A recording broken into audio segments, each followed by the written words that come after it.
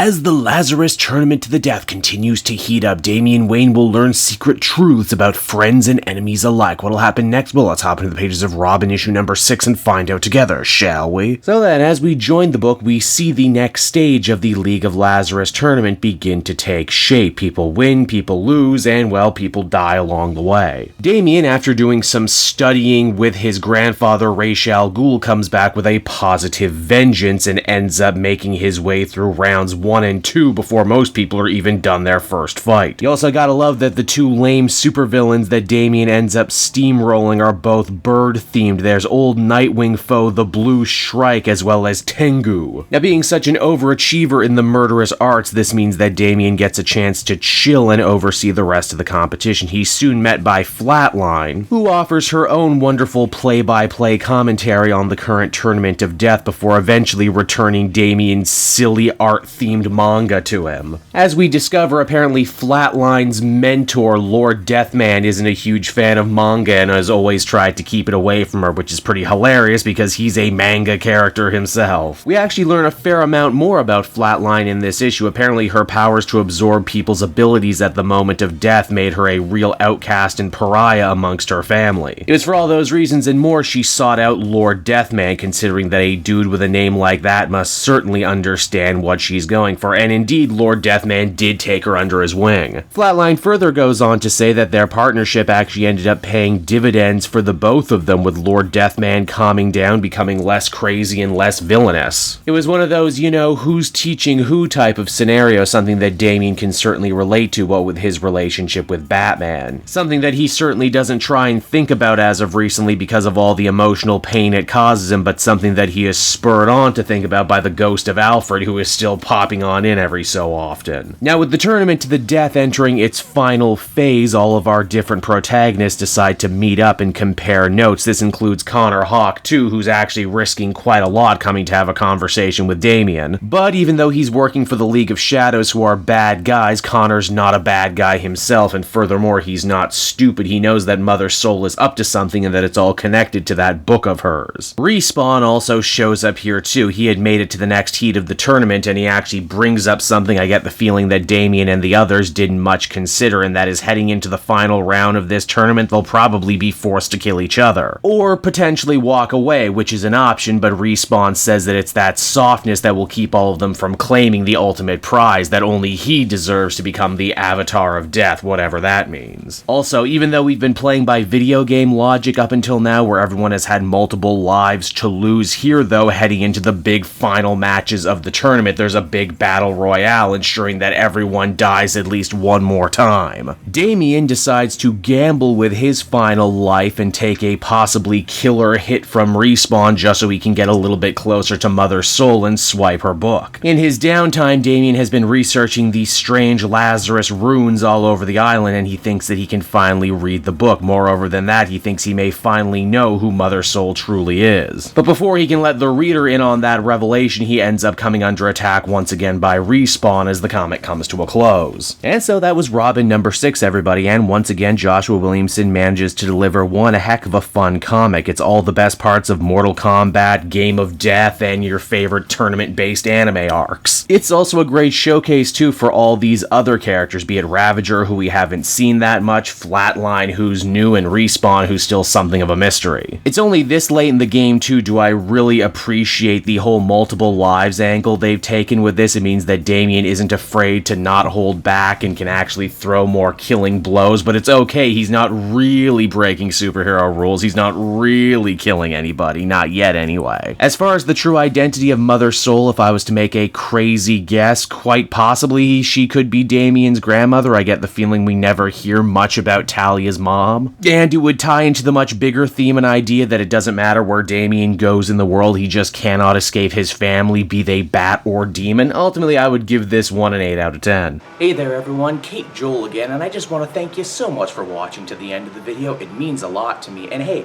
if you enjoyed the book I covered in this issue and want some comics of your own, might I recommend Book Depository? It's my #1 place for shopping for comic book trades. You get a great price, and if you use my link down in the description, you'll actually be helping me out at the same time. You get something, I get something, everybody wins, right? So until next time everyone, I've been Joel, and I will see you in the next video. Bye-bye.